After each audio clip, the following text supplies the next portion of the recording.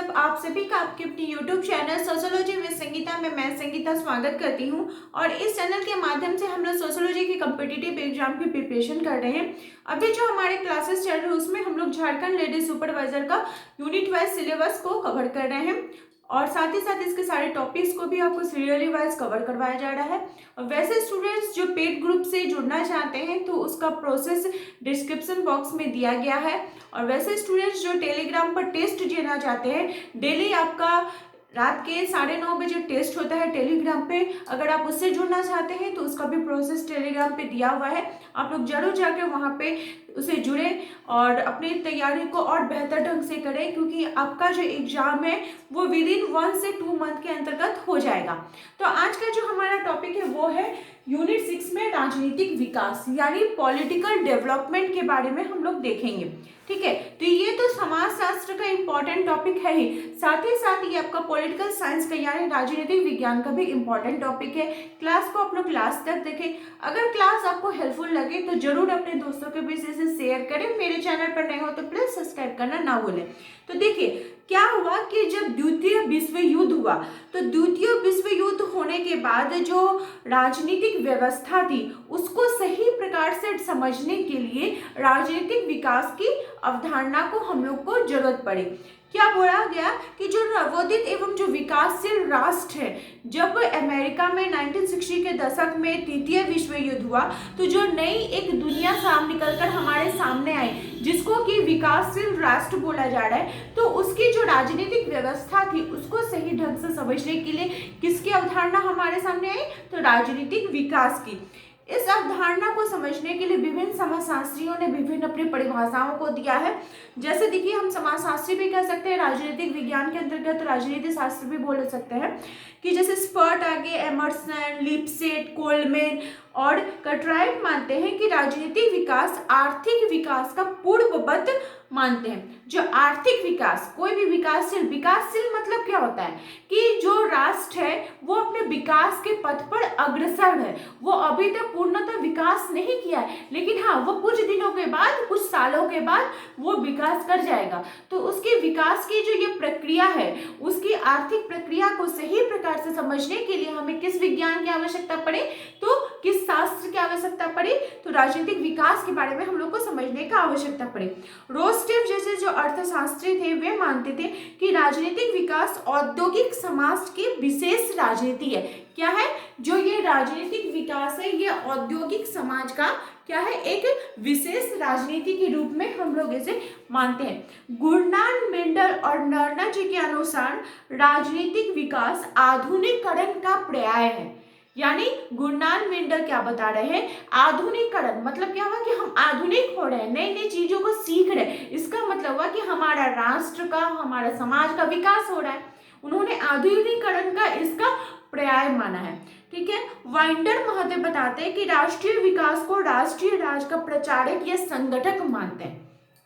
ठीक है, राष्ट्रीय विकास को क्या बता रहे हैं कि यह राष्ट्रीय राज का प्रचारक और संगठन है। इसमें राजनीतिक विकास का जो ये टॉपिक है, इसमें सबसे इंपॉर्टेंट जो आपके थिंकर है वे है ल्यूसियन पाई। कौन है, ल्यूसियन पाई। इनकी पुस्तक का नाम है एस्पेक्ट ऑफ पॉलिटिकल डेवलपमेंट। क्या नाम है, एस्पेक्ट ऑफ पॉलिटिकल डेवलपमेंट, जिसमें उन्होंने राजनीतिक विकास को समझने के लिए इसके 3 प्रमुख लक्षण बताए। कितने लक्षण बताए हैं, तो 3 प्रमुख लक्षण बताए हैं। वे 3 प्रमुख लक्षण है समानता, क्षमता और विभेदीकरण। क्या है, समानता, क्षमता और विभेदीकरण। समानता मतलब हुआ कि हमारे समाज के अंतर्गत हम तो जानते हैं कि 2 प्रकार के वर्ग मिलते हैं, एक शोषित वर्ग और एक शोषक वर्ग। तो जो शोषित और शोषक वर्ग के बीच जो अंतर है उसको अंतर को हमें समान करना चाहिए। अगर उनका समान हो जाएगा स्थिति तो ये जो हमारा राष्ट्र है या हमारा सोसाइटी बोल लीजिए उसका भी विकास ऑलरेडी हो जाएगा। क्षमता मतलब हो गया कि जिसके पास सार्वजनिक मामले और सार्वजनिक जो कोई भी निर्णय लेना हो उनके अंतर्गत अगर ये क्षमता है कि उसका वो निष्पादन कर सकते हैं तो उनको करने देना चाहिए। तो उससे क्या होगा, वो जो प्रक्रिया है, वो जो संरचना है, वो सही ढंग से सुचारू रूप से चलेगी। इसको इस प्रकार से समझ सकते हैं कि मान लीजिए कोई स्कूल है, स्कूल तो कोई एक व्यक्ति चला नहीं सकता है, उस स्कूल को चलाने के लिए बहुत सारे टीचर की नीड होती है जो विभिन्न विभिन्न सब्जेक्ट्स को पढ़ाते हैं। तो अगर एक टीचर को सारा सब्जेक्ट बोल दिया जाए पढ़ाने के लिए, तो वो क्या सही ढंग से पढ़ा सकेगा? नहीं पढ़ा पाएगा। लेकिन अगर उसको अलग अलग अपना डिपार्टमेंट दे दिया जाए तो वो अपना सब्जेक्ट को बेहतर ढंग से प्रदर्शन करेगा, क्योंकि उसके अंदर ये क्षमता आ जाएगी। उसी प्रकार से सोसाइटी के अंतर्गत भी है कि जो चीज में जिसको जो से तत्व को अगर उनको क्षमता के अनुसार उनके कार्यों को करने दिया जाए तो सोसाइटी जो है, हमारा समाज जो है, हमारा जो विकासशील राष्ट्र है, वो सही ढंग से चलेगा। थर्ड उन्होंने बताया कि विभेदीकरण। विभेदीकरण प्रक्रिया के अंतर्गत क्या बताया गया कि यह राजनीतिक प्रणाली के विशेष कार्यों को संपन्न करने वाली कई संरचनाओं का द्योतक है।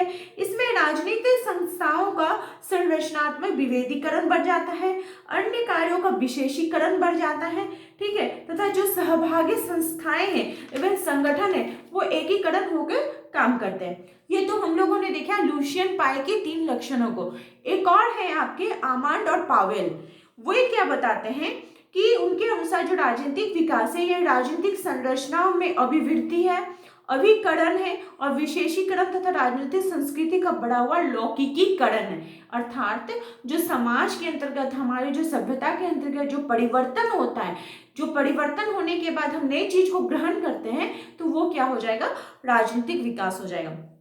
तो इसी से रिलेटेड बहुत सारे जो विचारक थे उन्होंने अपनी पुस्तकों को लिखा है, जैसे लुशियन पाई का है aspect of political development, Almond और पावेल का है comparative politics development approach, Coleman का है modernisation post political aspect, Riggs का है the ecology of development, Eisenstadt का है tradition change and modernity, Organski का स्टेज ऑफ पॉलिटिकल डेवलपमेंट और एडवर्ड सील्स का है political development and new states. तो ये जो नोट्स है ये आपको पीडीएफ फॉर्मेट में व्हाट्सएप में जो पेड ग्रुप है उसमें प्रोवाइड हो जाएगा।